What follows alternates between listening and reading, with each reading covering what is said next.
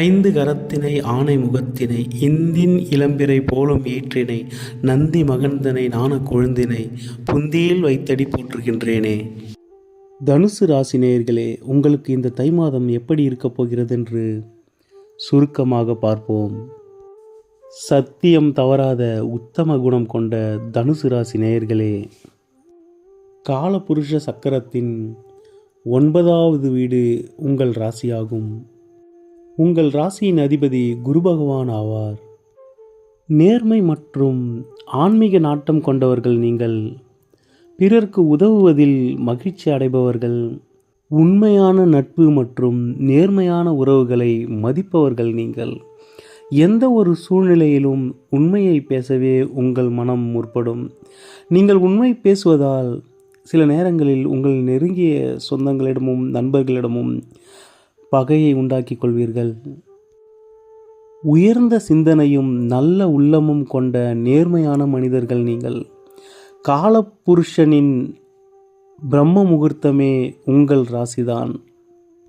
கௌரவம், தன்மானம் என நாம் கூறும் அந்த வார்த்தையின் பிறப்பிடமே தனுசு ராசியாகும். உயர் பதவிகள், கௌரவம் உங்களை தேடி வரும். அதற்கு தகுதியானவரும் நீங்கள்தான். அதிக தன்னம்பிக்கை உடையவர்கள். யாரிடமும் எதையும் கேட்டு பெறுவதை விரும்ப மாட்டீர்கள். தனுசு ராசிக்காரர்களுக்கு பல காதல் அனுபவங்கள் ஏற்படும். ஏன் அப்படி சொல்கிறேன் என்றால், இவர்கள் தங்கள் தொழிலையும் வேலையும் அதிகம் நேசிப்பார்கள். கனவில் கூட இந்த ராசிக்காரர்கள் தொழிலை எப்படி மேம்படுத்துவது, வேலையில் அடுத்த கட்ட நகர்வு என்ன, இதை பற்றியே யோசித்து கொண்டிருப்பார்கள். இவர்கள் காதலியை பற்றி கற்பனை செய்ய மறந்து விடுவார்கள். எனவே இவரின் அந்த காதல் உறவு முடிவுக்கு வந்துவிடும். இதனாலேயே இவர்களுக்கு பல காதல் ஏற்படும். தனுசு ராசிக்காரர்கள் வசீகர தோற்றம் உடையவர்கள். உண்மை, நேர்மை என அனைத்திலும் சிறந்தவராக இருப்பார்கள். இதையே இவர்கள் நண்பரிடமும் துணைவரிடமும் எதிர்பார்ப்பார்கள். உங்களிடம் நேர்மையற்ற நட்போ காதலோ நீண்ட நாட்கள் இருக்க முடியாது. ஒரு முறை அவர்களின் குணத்தை நீங்கள் தெரிந்து கொண்டீர்கள் என்றால் உங்கள் வாழ்க்கை பக்கங்களில் கடைசி வரியில் கூட அவர்களை இணைத்து கொள்ள மாட்டீர்கள். தனுசு ராசிக்காரர்கள் திருமணத்திற்கு பெண் பார்க்கும் பொழுது உபய லக்னம் அல்லது உபய ராசி கொண்ட பெண்ணை திருமணம் செய்யாதீர்கள். அழகான பெண், அறிவான பெண், மிகவும் அன்பான பெண் என 100 காரணங்கள் சொல்லி நீங்கள் உபயராசிக்கார பெண்ணை திருமணம் செய்தீர்கள் என்றால் பிற்காலத்தில் 1000 காரணங்கள் சொல்லி அழ வேண்டியிருக்கும். தற்பொழுதைய கோச்சார நிலையின்படி உங்கள் ராசிக்கு 2ஆம் இடத்தில் சூரியன், செவ்வாய், சுக்கிரன், புதன் என 4 கிரகங்கள் சஞ்சாரம் செய்கின்றன. உங்கள் தைரிய வீரிய ஸ்தானமான கும்பராசியில் ராகு பகவான் தன் சுயசாரத்தில் பயணம் செய்து கொண்டிருக்கின்றார். 4ஆம் இடத்தில் சனி பகவான் சஞ்சாரம் செய்து கொண்டிருக்கின்றார். 7ஆம் இடமான மிதுன ராசியில் வக்ரகதியில் உங்கள் ராசிநாதன் குரு பகவான் சஞ்சரிக்கிறார்.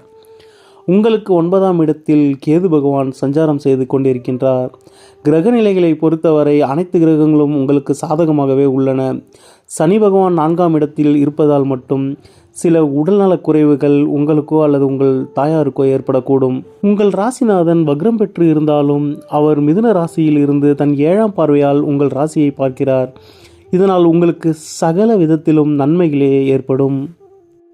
உங்களின் தைரிய வீரியஸ்தானத்தில் அமர்ந்துள்ள பிரம்மாண்டத்திற்கு காரணமான ராகு பகவானை உங்கள் ராசிநாதனான தனக்காரகன் குரு பகவான் தன் 9ஆம் பார்வையால் பார்ப்பதால் லாட்டரி யோகம், மறைமுக பணவரவு, ஆன்லைன் மூலம் பணம் சம்பாதித்தல் போன்ற அனைத்திலும் மிகப்பெரிய வெற்றியை கொடுப்பார். தனிப்பட்ட இலக்குகளை தீர்மானிக்க இது நல்ல நேரமாகும்.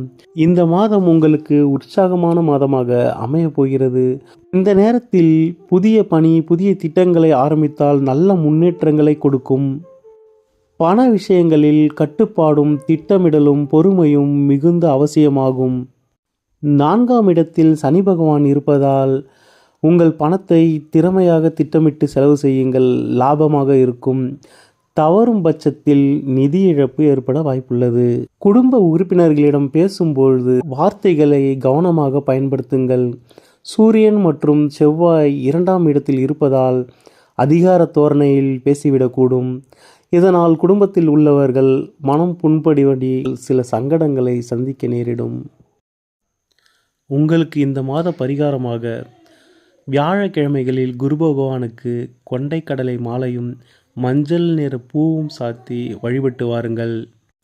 வியாழக்கிழமைகளில் கருப்பு கொண்டைக்கடலையை உணவில் சேர்த்து கொள்ள மறவாதீர்கள். தை மாதம் 18, 19, 20ஆம் தேதிகளில் உங்கள் ராசிக்கு சந்திராஷ்டம நாட்கள் ஆகும். சந்திராஷ்டம தினத்தில் பயணங்களை மேற்கொள்வதை தவிர்த்து விடுங்கள். தவிர்க்க முடியாத பயணங்களை மேற்கொள்ளும் பொழுது உங்கள் வீட்டு பூஜை அறையில் விநாயகரை வழிபட்டு அவருக்கு ஒரு தேங்காய் எடுத்து வைத்துவிட்டு செல்லுங்கள். உங்கள் பயணம் நல்லபடியாக முடிந்து மீண்டும் வீடு வந்த பிறகு அந்த தேங்காவை அவருக்கு உடைத்து விடுங்கள். இந்த பரிகாரம் உங்கள் பயணத்தின் பொழுது ஏற்படும் இடையூறு, தடங்கல்கள், விபத்துக்கள் ஆகியவை ஏற்படாமல் உங்களை காக்கும். தனுசு ராசிக்காரர்களே, இந்த மாதம் உங்களுக்கு மிகவும் சிறப்பான மாதமாகவே அமைகிறது. உங்கள் வாழ்க்கையை வாழ்வதற்கான காலகட்டமாகும். எனவே இந்த தை மாதத்தை சிறப்பாக பயன்படுத்தி கொள்ளுங்கள். அனைவருக்கும் இனிய பொங்கல் நல்வாழ்த்துக்கள். நன்றி.